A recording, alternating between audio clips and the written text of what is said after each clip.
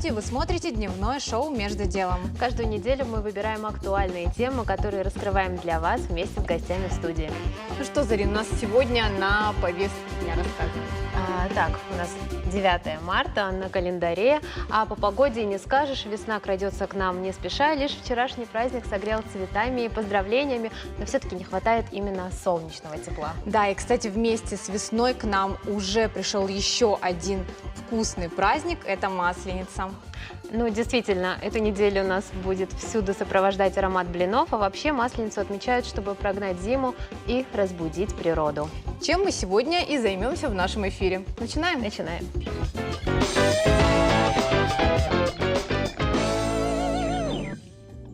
Думаю, каждый год возникает вопрос, а когда же Масленица? Так вот, дата празднования связана с православным праздником Пасхой. В этом году он выпал на 2 мая, а за 47 дней до этого верующие соблюдают пост. Блинная неделя завершается 14 марта прощенным воскресеньем, а Великий пост начнется уже на следующий день. На Руси за неделю до начала поста верующие отказывались от мясных продуктов, разрешалось есть только молочные, то есть масляные, поэтому и название Масленица. История у праздника большая и довольно спорная, так как уходит корнями в языческую культуру. В христианской Руси праздник осуждался церковью, но в XVIII веке Масленица стала частью православной культуры. Что ж, поговорим немного о традициях Масленицы. Каждые 7 дней праздничной недели имеет свое название. Вчера, в понедельник, была так называемая встреча. По традиции начинали печь блины и сооружать чучело. Сегодняшний день, кстати, назывался заигрыш. В этот день было принято сватать молодых и устраивать так называемые смотрины. Ну а по средам накрывали пышный стол с угощениями, зятья приходили к теще на блины, поэтому называется этот день лакомка. Четверг – это разгул, так называемый самый разгар праздника. Хозяйственные работы в этот день прекращались, начинались различные игры, соревнования и кулачные бои. Тещины вечеринки, так называется Масленичная пятница. Теперь уже теща приходила с визитом к зятю. Этот день проводили в кругу семьи и близких. Суббота – это так называемые заловкины посиделки. Молодые невестки проводили время с родственниками мужа. Ну и воскресенье – прощенный день. В этот день просят прощения у родных и знакомых за накопленные за год обиды. Ну и, конечно же, кульминация Масленицы – это сжигание чучела на костре под веселые песни, которые и олицетворяют уходящую зиму. На улицах начинались различные масштабные, веселые, широкие гуляния. Да, в общем, играли. А вот как Владикавказ готовится к Масленице, нам расскажут наши гости. Это начальник управления культуры администрации города Руслан Марзоев. И чуть позже к нам присоединится представитель Русского национально-культурного общества Русь Эвелина Бондарева. Здравствуйте, Руслан. Можете проходить, присаживаться. Очень рада вас видеть. С Масленицей вас с началом весны поздравляем. Спасибо. Но очень интересно узнать, чем будут удивлять жителей нашего города в этот праздник и какие мероприятия запланированы в этот период. Мы по традиции каждый год в парке в нашем центральном проводим Масленицу. Каждый год это очень веселое и яркое мероприятие. К нему присоединяются и взрослые, и дети, потому что площадок бывает всегда вдоволь и для тех, и для других. В этом году, этот год не станет исключением. Мы очень активно готовимся. Будут сюрпризы, о которых не буду говорить. Просто всех приглашу, чтобы пришли воочию, убедились и насладились этими сюрпризами. Вот. Будет очень много, естественно, блинов, как самый главный атрибут Масленицы все-таки. Будут блины с разными начинками. Будут, конечно же, концертные номера, песни, пляски. Будут мастер-классы, будут игры масленичные, забавы различные. Будут представлены и наши национально-культурное общество. Будут небольшие ярмарочные павильоны. Много всего в один день, и поэтому очень хочется... В один день это когда? В субботу, 13 марта. Мы делаем на день раньше, получается, в этом году чуть-чуть. Ну, нас так попросили наши коллеги из общества «Русь», потому что не только мы празднуем Масленицу, но и в других районах празднуется Масленица. Поэтому очень тяжело разделить коллективы, да, людей, которые должны быть и там, и там. Поэтому в этом году у нас 13 марта, поэтому всех ждем в Центральном парке в этот день с 11 А как до вообще 4. программу разрабатывали мероприятий? Ну, праздник сам подсказывает программу. Единственное, что мы уже каждый год, с учетом опыта предыдущих лет, просто вносим какие-то корректировки, изменения. Ну, меняется масленица, которая будет зажигаться. Каждый год это новое чучело, которое мы изготавливаем специально к масленице. Меняются мастер-классы, которые в этот день проходят для детей, связанные именно с масленицей. Меняется форма угощения, формат угощения блинами меняется. Мастер-классы, которые по готовке блинов, тоже самое. То есть каждый раз что-то бывает новое, интересное. И в этом году, мы, говорю, подготовили сюрпризы, которые горожан порадуют. Интригуете, конечно. Да, поэтому пусть приходят, будет им это интересно, я думаю, увидеть. А кто именно принимает участие? Кто будет готовить блины? Кто будет развлекать? Кто будет проводить мастер-классы? Ну, у нас очень много помощников. Это и Республиканский дом дружбы, который всегда присоединяется к таким вот праздникам национальным, которые у нас проходят в парке. Они всегда вместе с нами. Это и Общество Русь, и другие национально-культурные общества будут помогать. Обязательно будут волонтеры из нашего республиканского ресурсного центра волонтеров, будут другие ребята, будут ребята из техникума, которые будут готовить специально блины в этот день.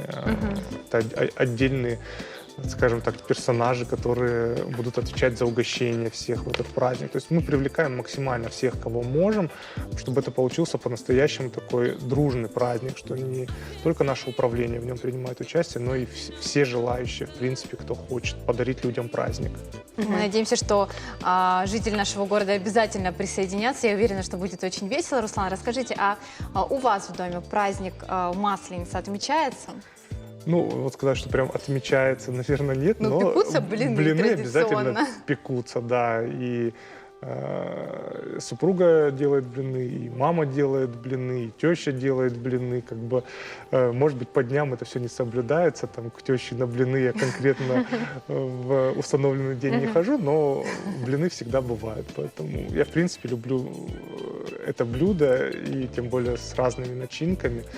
Вот хотим и горожан в этом году порадовать всем многообразием начинок, которое будет представлено на нашей масленице. Вот как раз о начинках мы можем узнать, с чем едят блины жители нашего города. Давай.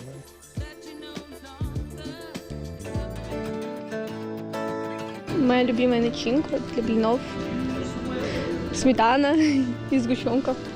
Варенье малиновое. А моя любимая начинка для блинов со сгущенкой. Я думаю, клубника со сливками. Моя сметана, наверное, традиционно. Начинка для блинов, ну я, в принципе, блины не особо люблю, но так с творогом, наверное, самая любимая. Моя любимая начинка для блинов – это творог. Моя любимая начинка для блинов – это нутелла и вареная сгущенка. Одна из любимых начинок для блинов – это вишневый джем. Это очень вкусно на самом деле и советую всем попробовать. Моя любимая начинка для блинов – это малина. Я люблю контраст, либо блины с мясом, либо блины с шоколадом. Вот и интересно, какие начинки будут 13 числа. Большая часть из того, что было представлено. перечислено, будет присутствовать. В общем, Так что детям, я думаю, все понравится. сладкоежки, пожалуйста, к нам. Уже не терпится. Руслан, еще один вопрос. Лишь в парке будут мероприятия? Может, где-то еще в каких-то Ну, точках мы по города? традиции Масленицу проводим в парке. Я единственное, что могу добавить, что у нас будет не только Масленица, да, 13 числа, но через неделю, 21-го, в день весеннего равноденствия, у нас будет празднование Остинского Нового года, Туторта. И это тоже очень интересное мероприятие, поэтому вот мы весной празднуем несколько раз у нас в парке и тоже приглашаем жителей. Я думаю, что будет тоже им очень интересно.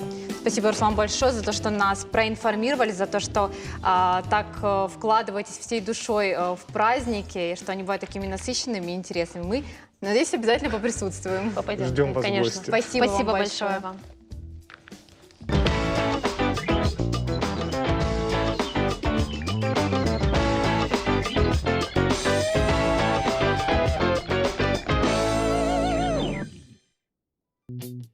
А мы приступаем к самому интересному. Сейчас студия наполнится прекрасным ароматом блинов. Наш повар нас заждался, мы уже здесь. Давид, здравствуйте.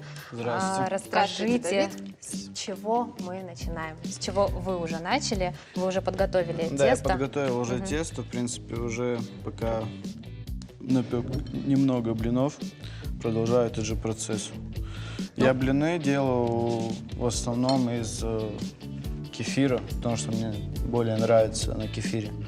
Хоть как-то славяне любят на молоке делать. Да. А чем отличается вкус блинов, приготовленных на кефире, либо на молоке? На кефире они более насыщены вкусом. Несмотря на то, что кефир всего лишь 1% у нас, то есть Да, жирнее брать не стоит. То есть кислотность мы опускаем, чтобы у нас получились прекрасные блины. Но я почему-то привыкла, что из кефира чаще оладьи делают. Не, оладьи, да, это просто уже, так сказать, мы начали делать. Авторский подход. Да, авторский подход. А вот какие еще который меня интересные есть Очень рецепты много блинов? рецептов разных. мы Каждый делает параллельно по-своему можем. из разных ингредиентов. Кто-то, например, ферментирует рис, например. Это в Паназе. Они любят ферментировать рис, из него делать блины уже.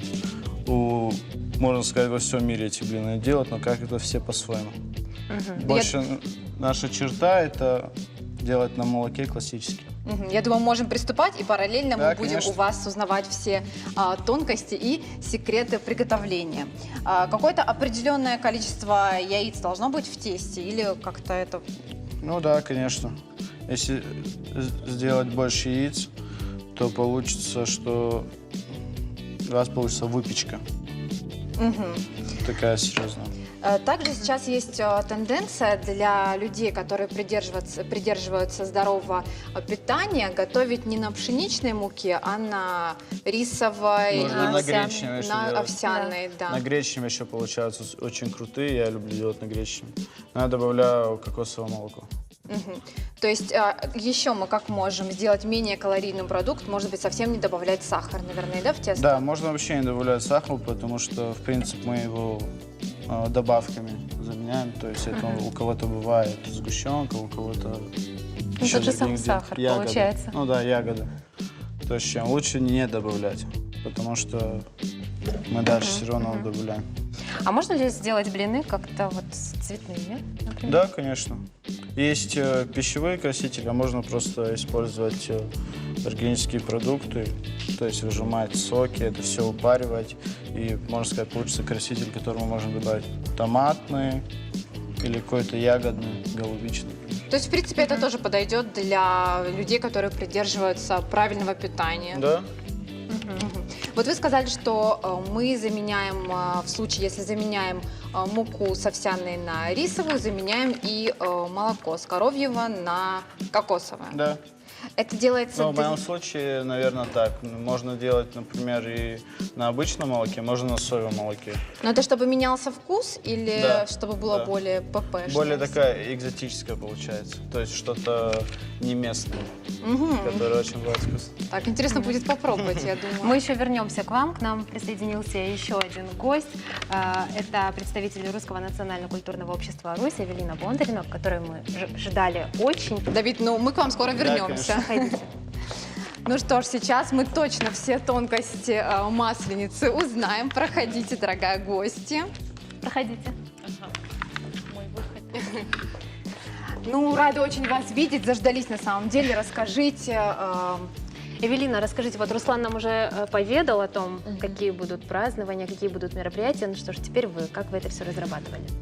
Ну, разрабатывалось это все совместно с руководителем общества «Русь» Владимиром Писаренко, нашим обществом в целом. У нас много есть активистов, которые не просто так поверхностно вникают в традиции, в прочее, но и подробно живут этим, так сказать. Вот, к примеру, у нас будет одна локация на праздновании Масленицы. В общем, это Максим и Аня, молодая семья, они будут представлять именно славянскую культуру. В общем, для жителей города они будут угощать их сосновым квасом, представлять натуральную продукцию, такую, как, к примеру, мед, там, пыльца. Они все это сами собирают, травяные сборы высоко в горах. То Где есть вы нашли лично... такую семью? Это надо знать, где искать. В обществе Русь. Да, в обществе Русь, да. Также они будут блинами угощать, чай наливать. Вот. Ну, а самое главное, Аня, она у нас очень такая... Очень большая молодец, потому что она умеет делать украшения из дерева. Ну, из дерева, из натуральных, в общем, продуктов, которые дает нам природа. Вот. У меня собрана почти вся коллекция ее украшений, серьги, браслеты. Вот. Поэтому, если будут любители такие, кто хотят себе в коллекцию украшений такие, да, вещички, то, пожалуйста, к нашей палаточке. Вот. Но также будут еще другие локации, где дети смогут пофотографироваться, там будет фотозона в русском стиле, такая колоритная прям. Вот, ну и в целом вот. Где это будет происходить? То есть куда мы сейчас можем, у нас есть возможность пригласить наших телезрителей на празднование, вот куда им приходить, во сколько, где это все будет праздноваться? Ну, смотрите, сам праздник будет проходить в Центральном парке, то есть в Кустахи-Тагурова парке. Во сколько? С утра там, я честно сейчас время пока не могу точно сказать, ну, я думаю, с первой половины дня часов в 11, в 12. Вот, пока это все оговаривается. Будут всякие разные коллективы, традиционно танцы, казачьи хоры, песни, народные артисты, заслуженные артисты будут. Вот, ну и полюбившиеся публике маленькие исполнители наши. Вот. Ну и в целом будем заводить хороводы, веселиться и встречать весну со всеми почестями.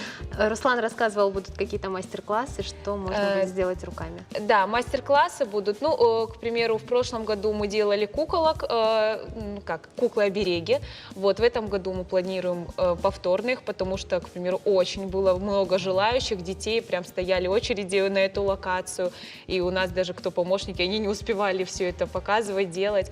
Вот, и дома у всех коллекции уже собраны, вот, поэтому это будет одна из локаций. Пока у нас остальные локации еще в разработке, вот пока я не могу точно сказать, будем мы их делать или нет. Вот там у нас открытый микрофон хотели сделать, как караоке, чтобы люди подходили, но пока это все под техническими вопросами. Вот. Очень интересно. Да. Вот мы сегодня в начале эфира рассказывали о том, что знаменует каждый день масленичной недели. Вот, допустим, в вашей семье так строго по дням все соблюдается, либо уже, как вот все мы привыкли, мы печем блины. Ну, к примеру, вот вчера, так как у нас был вчера прекрасный праздник весны, 8 марта, вот, также он совпал у нас с Масленицей, вот, мы решили объединить сразу два в одном, мы уже и пекли блины, и сразу и 8 марта отмечали, но вообще в целом, как бы, да, у нас все по дням, там, в среду зять к теще ходит, там, потом наоборот, и вот, ну, стараемся как-то, да. Эвелина, составляя программу праздника, вы как-то подстраивались под традиции, изучали что-то? Ну, естественно, изучали, но, как бы, в принципе, у нас как, наша программа, она направлена больше, чтобы люди повеселились, отдохнули, то есть, как бы, сама программа концертная, она не зациклена на вот каких-то традиционных моментах, то есть, да, это русские народные песни в основном, то, что вот игры. Народу... Игры, соревнования. Игры, соревнования планируются, опять-таки, вот возле палатки Максима и Ани. Вот, там для детей что-то, какие-то конкурсы будут. Но, опять-таки, это все в таком, именно русские народные игры будут. То есть, как раньше на Руси играли, там, хороводы водили. Скорее всего, в этом году и хоровод заведем. В прошлом году у нас была очень активная программа. Хоровод у нас был в конце концерта. Вот, поэтому в нем поучаствовали самые стойкие, кто от начала и до конца остались. То есть мы сможем прочувствовать весь дух этого праздника. Конечно, да. Да, у нас это всегда. Ну, на самом деле, очень интересно рассказываете, да, и уже не терпится побывать и отпраздновать вместе с вами. Спасибо огромное, что пришли, что рассказали, и будем вас ждать в гости снова.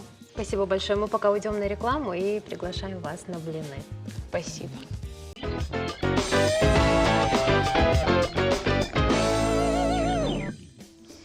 Ну что ж, мы вновь вернулись в нашу уютную студию. У нас невероятный царит аромат, благодаря вам, Давид. Ну, я хочу вам помочь. Могу я это сделать? Конечно.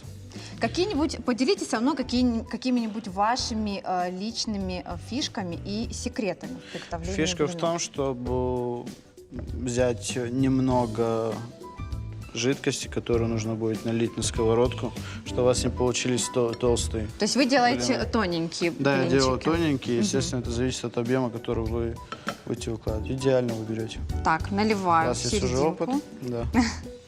И можно по часовой стрелке крутить, все растечется. Так, а если И у меня вот проверить, как слишком, у меня бывает проблема, что как будто мне не хватает теста. Не хватает теста, но можно добавить чуть-чуть. Побольше, то да, есть тогда если набирать? сразу добавить, ничего страшного. Мгм. Так, что касается того, что мы добавили из ингредиентов, Это яйца, это мука, сахар. Я добавляю тростниковый, он мне нравится, потому что он более карамелизированный. Привкус у него бывает. Кефир, подсолнечное масло и яйца. И гашеная сода. Так, чтобы было пышнее, а можем мы разрыхлитель добавить вместо соды? Или будет не то уже? Не, уже будет не то. Да, то есть мы потеряем, в принципе, структуру всю. Так, очень интересно. Ну, я думаю, мы продолжим с вами готовить, а позже этими блинами угостим наших гостей следующих. К нам присоединился еще один гость. Так как мы сегодня говорим о переходе на весенний ритм жизни, с наступлением тепла природа просыпается, зелень расцветает, и далеко не всех это радует. Ну вот как перейти все-таки на весенний ритм жизни, погреться под солнышком и получить от этого все необходимое, мы поговорим с доцентом кафедры внутренних болезней Северо-Остинской государственной медакадемии Зариной Тугзовой. Здравствуйте, Зарина. Здравствуйте. Конечно, весна началась, и настроение должно улучшаться, по сути. Появляются яркие краски, но это не всегда бывает так прям вот радужно, как нам кажется, да. И на самом деле весна – это период обострения очень многих заболеваний в том числе. Но прежде всего, то, что касается практически каждого человека, это витаминоз. Это то, с чем мы встречаемся весной. Зимой мы все в спячке определенной, в инертности определенной. У нас, как, конечно же, не хватает свежих овощей и фруктов, потому что даже те, которые к нам так, с лета, знаете, перекочевали до весны, в них, конечно, уже очень мало полезного. И поэтому авитаминоз, как следствие ослабления иммунитета, как следствие, это различные болячки, это то, с чем мы встречаемся практически каждый из нас. А есть какая-то возрастная группа, вот, которая больше? Ну, возрастная группа – это, конечно, кто? Это совсем маленькие и пожилые люди. Да? Это те, которые более всегда уязвимы для любой ситуации, в принципе, для любой патологии. И люди, которые страдают хроническими заболеваниями. Это тоже, конечно, люди более уязвимы в этот период.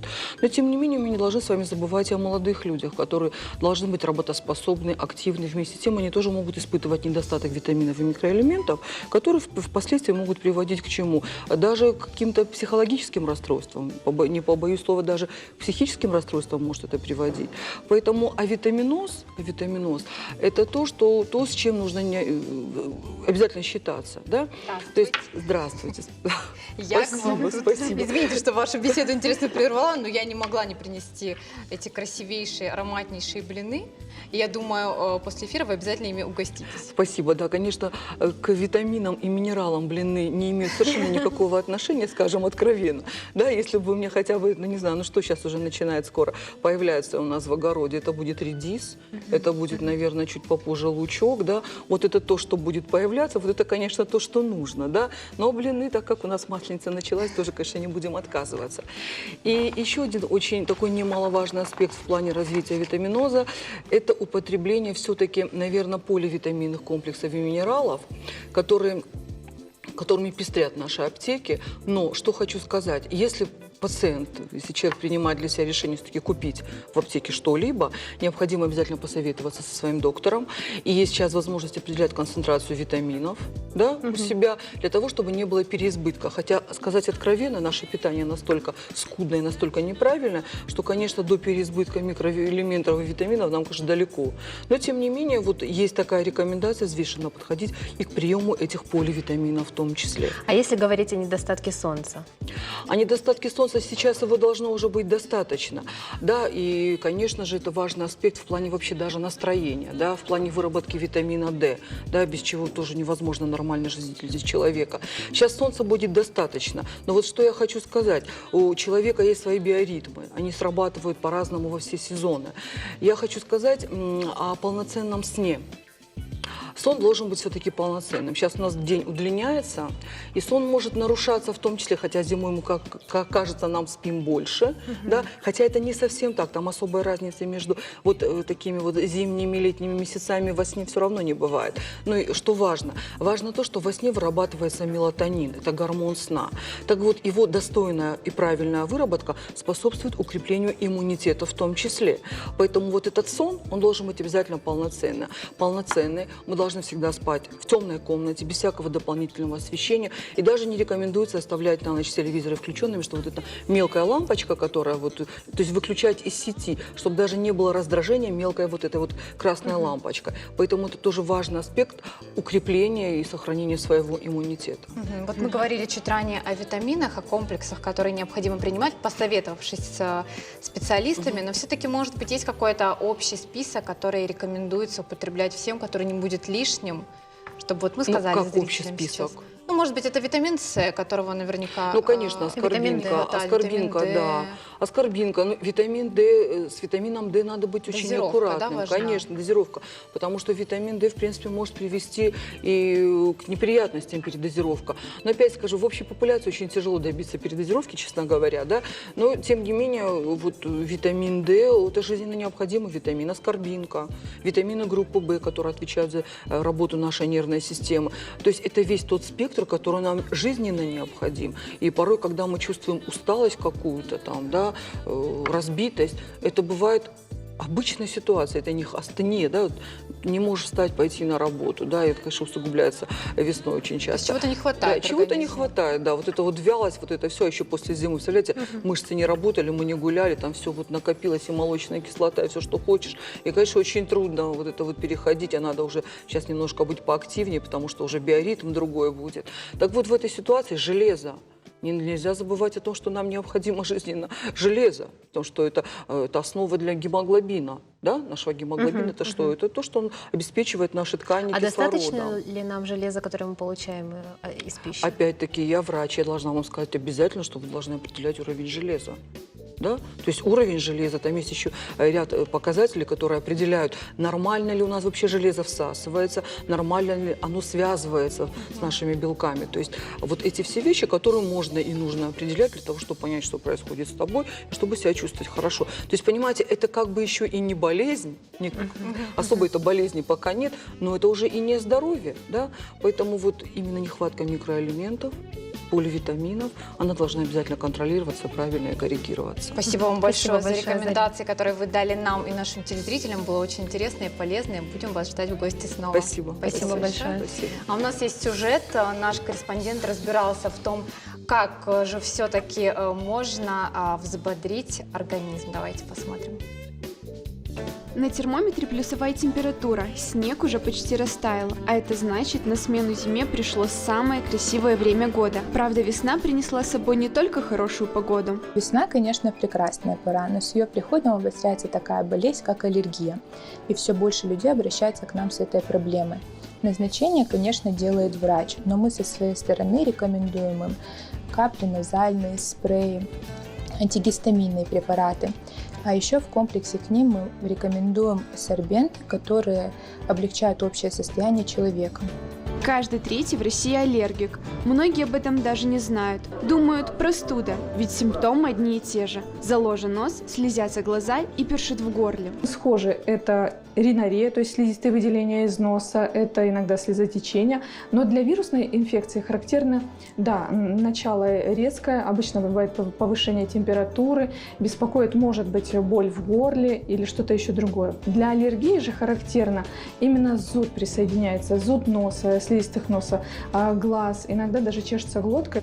Многие считают аллергию несерьезным заболеванием и начинают лечиться самостоятельно. Это грубейшая ошибка. Первым делом идем к врачу и пытаемся узнать причину аллергической реакции. Только после этого можно приступать к лечению. Существуют различные лечения. То есть, когда пациент обращается в острый период, когда у него все эти симптомы налицо, когда он часто чихает, когда ему трудно засыпать, когда, выходя на улицу, он испытывает трудности, то в этот период врач назначает симптоматическую терапию, то есть ту терапию, которая облегчит его состояние. Есть настоящее лечение, которое именно лечит аллергию на пыльцу или на бытовые аллергены. Это аллерген-специфическая иммунотерапия. Когда причина значим аллерген, мы вводим в организм пациента разными путями. Есть инъекционные формы, есть таблетированные, есть в виде капель под язык. И этот метод единственный во всем мире, который именно лечит аллергию. Но его начинаем заблаговременно, например, за 4 или за 6 месяцев до цветения. А если это бытовые аллергены, то мы лечим круглогодично в течение 3-5 лет. Элине всего 19, но приход весны она чувствует как никто другой. Все симптомы налицо. Как правило, с приходом весны у меня начинают обостряться аллергические реакции на цветочную пыльцу. В основном это бывает чихание, зуд, кожный зуд, очень сильно чешутся глаза, а также появляется насморк. То есть, когда у меня начинает проявляться аллергия, я иду к своему аллергологу, который назначает мне комплексное лечение, и я, соответственно, начинаю регулярно принимать антигистаминные препараты. Одна из важных рекомендаций врачей – не злоупотреблять каплями против насморка. Не стоит покупать их запасов на весь сезон, ведь пользоваться ими можно в течение 5 дней. Если насморк не проходит, незамедлительно обращайтесь к врачу. Бич нашего времени то, что развивается зависимость, медикаментозный ринит. Это вызвано бесконтрольным применением сосудосуживающих капель, и это вызывает привыкание, атрофии слизистой носа, и таких пациентов очень сложно потом лечить. Больше 5-7 суток использовать сосудосуживающие средства категорически запрещено. Сегодня очень просто подготовить себя к сезону аллергии. Достаточно зайти на сайт, ввести свой город и узнать, в какое время и где будет цвести то или иное растение. Пик цветения еще впереди. Всем аллергикам стоит быть начеку. Выполняя рекомендации врачей и соблюдая правила личной гигиены, пережить период сезонных аллергий будет намного проще. Мадина Тимирканова, Заурбек Кудзаев, Суслан Кумаев, телекомпания «Осетия». Что ж, вернемся в нашу кухню. Спасибо большое вам, Давид, что пришли сегодня к нам. На здоровье. И... Все на Масленицу. Так. Мне кажется, хватит на всю телекомпанию. Спасибо большое, Давид. Еще раз с Масленицей вас и приятного аппетита вам. До свидания. Нас ждет еще один гость. И прямо сейчас... Наступление весны влияет, конечно же, не только на физическое, но и на эмоциональное состояние. У одних людей с приходом тепла появляется желание радовать окружающих и получать удовольствие от жизни, а вот у других возникает депрессия и падает жизненный тонус. Как оставаться бодрым и эффективным, я предлагаю прямо сейчас узнать у нашего психолога Екатерины Капустиной. Здравствуйте. Здравствуйте. Проходите. Поздравляем вас с началом весны, с Масленицей, конечно. Расскажите нам, почему все-таки смена года влияет на настроение, с чем это связано прежде всего? Ну вот я слушала, как выступала врач, и я с ней полностью согласна, то, что на наше настроение влияет выработка витамина D. Сейчас у нас длительность солнечного дня увеличилась, и поступает солнце больше, и в связи с тем, что кожа воспринимает солнечные лучи, в организме выделяется витамин D, который как раз-таки влияет на выработку гормона радости, и он повышает настроение. Благодаря солнышку у нас есть такая возможность осуществлять профилактику депрессии, то есть радоваться. Вот. Будем надеяться, что с появлением солнышка на самом деле наше настроение будет на более высоком уровне. И мы будем Но вот можно счастливы. как-то контролировать эмоции свои? Эмоции можно не контролировать, с ними можно обходиться, то есть дружить. Некоторые употребляют термин «бороться». Я против этого термина, потому что бороться – это вы боретесь сами с собой. Эмоции – это что? Это ваша реакция на внешние какие-то раздражители. И с эмоциями, с негативными, с ними их можно прорабатывать. Какие? Как обиду, вину, с ними тоже много работать. Можно с депрессией, мы уже знали, что борется витамин D, солнышко, физическая активность. И опять же, очень важно исходить из той интенции, что все необходимо делать из любви к себе. То есть любить себя. Что это такое? Это, во-первых, прислушаться к своему организму. Врач сказала, что надо заботиться о теле. Это один из элементов. А также о своей душе, чем мы наполняем свою душу. Потому что психика – это же тоже как элемент нашего тела, который имеет под собой физический компонент. Поэтому о теле позаботились, теперь позаботимся о душе. Это что может быть? Можно встречаться с друзьями, то есть с которыми вы давно как-то вот не виделись, общением, поднимать себе настроение. Можно с физическими какими-то нагрузками, продукты определенные можно употреблять, которые тоже вызывают выработку гормона. Это вот я знаю, бананы можно употреблять, шоколад, который мы любим, девочки. Вот. И также очень важно еще, чтобы это все было не из посыла «надо», а именно вот «хочу». Я хочу. Мне хочется, я это делаю. Потому что по-другому очень сложно будет. То есть мы можем сказать, что тот факт, что у одних людей проходит все на позитиве, все легко, а другие люди начинают немного унывать, подвержены депрессии, это зависит от того, насколько человек ладит с собой, да, в первую очередь.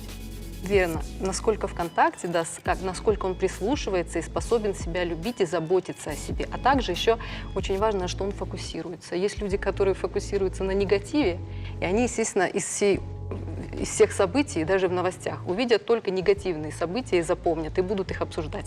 А есть люди, которые фокусируются на позитиве, и они наполняют свою душу, свой внутренний мир именно позитивными вещами. Поэтому... А как перестроиться? То есть можно сказать, что мир делится на оптимистов и пессимистов. Вот если я всю жизнь была пессимистом, как мне себя перенастроить, чтобы я начала видеть этот мир в ярких, позитивных красках? Ну, оптимист это кто? Это человек, который надеется на то, что что-то в его жизни произойдет хорошее. То есть он ставит какие-то цели, какие-то ожидания и делает что-то к этому. А пессимист, он наоборот, он думает, что произойдет в его жизни все плохое. И поэтому он, здесь же опять же, перефокусироваться. Во-первых, первое, заметить, на чем я сфокусирован, на что я обращаю внимание, на негатив или на позитив. И уже перефокусировать усилием воли, то есть стараться замечать позитивное, благодарить жизнь за то, что сегодня вот мы проснулись, у нас солнышко, мы видим, слышим, у нас есть возможность обнять близких, да, у кого-то родители еще живы, у кого-то есть возможность ребенка обнять. То есть радоваться жизни и фокусироваться на приятном только усилием воли. В начале. Но сегодня еще существует множество духовных практик, и йога, и пилатес, и медитация. Да. Важно находить то, что вам вот нравится. Говорят же, да, физические упражнения. Кто-то не любит бег. Хорошо, вы бег не любите. Езда на велосипеде. Не нравится езда на велосипеде, занимайтесь дома. Есть много контента сейчас в интернете. Да. Общение, прогулка, медитация, йога. Выбирайте себе, что вам нравится, что вашему телу подходит. То же самое и с продуктами. Да, есть определенные продукты, которые вы понимаете, что вашему организму не подходят. Вы испытываете легкость. Потребляйте эти продукты, которые плохие, которые вызывают тяжесть, отказываетесь. То есть, и это есть забота и проявление любви к себе. Вот если так вот простыми словами говорить. Еще важно находиться на свежем воздухе, именно на природе, разговаривать с природой, чувствовать ее. Да, солнышко получать. Да, то есть раз уж мы заговорили о практиках, мне хочется такой сделать небольшой акцент на такой практике, как благодарность.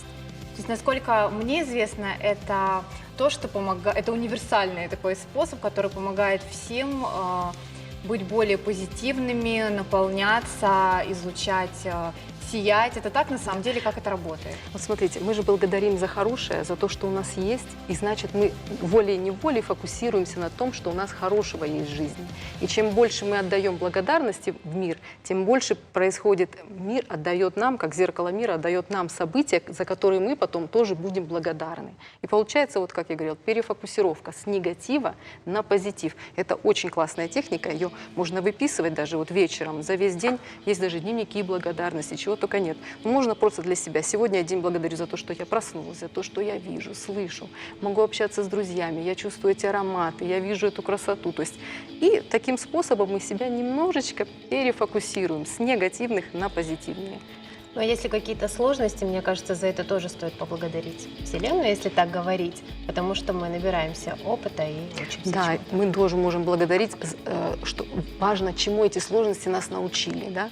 Они там научили нас прислушиваться к себе, научили контактировать с людьми, прислушиваться к людям. То есть в каждой сложности тоже очень важно находить вот этот маленький плюсик, да, вот.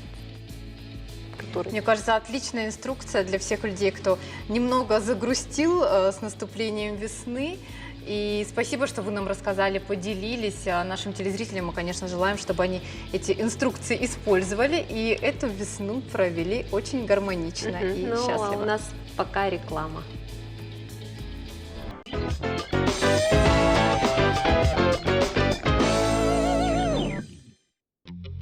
Мы продолжаем эфир дневного шоу «Между делом». С наступлением весны наши пернатые друзья возвращаются из теплых стран, и по городу начинают разливаться трели птиц. Прекрасное время, безусловно. А вот когда оно наступит, каких птиц мы услышим первыми, нам расскажет наш гость, инженер лесного хозяйства Роальд Доминикович Капуш. Здравствуйте. Здравствуйте, Роальд. Здравствуйте. Очень рада видеть вас у нас в гостях. Вы всегда желанный и долгожданный гость в нашей студии. Расскажите все-таки, какие птицы первыми вернутся из теплых стран ближе к нам? Ну, я когда узнал об этой передаче, что приблизительную тематику, конечно же, я сразу позвонил нашему орнитологу. Дело в том, что у меня в друзьях транскавказский, я его считаю, орнитолог. Ведь он работает и в нашем заповеднике, Черестинском, и в Юго-Осетинском. То есть через Кавказ его интересы проходят. Там он курирует орнитологию. Так что Юрий Евгеньевич является транскавказским орнитологом. Но он поделился Я поконсультировался у него же это профессиональное наблюдение, и опираясь на свои наблюдения, результаты которых я частенько ему передаю, когда вижу, и он меня всегда искренне благодарит. Перелетные птицы. Я только что вернулся с лыж с Дегоры, где катались мы. Там такие суровые условия, близко вот к главному хребту. Ветры со снегом. На 8 марта выпал изумительный для нас, лыжников, снег. Но для птиц, для перелета, Кавказ сейчас труден. Там сейчас неустойчивая погода. Вот это барическая пила, то есть пляска давлений, да?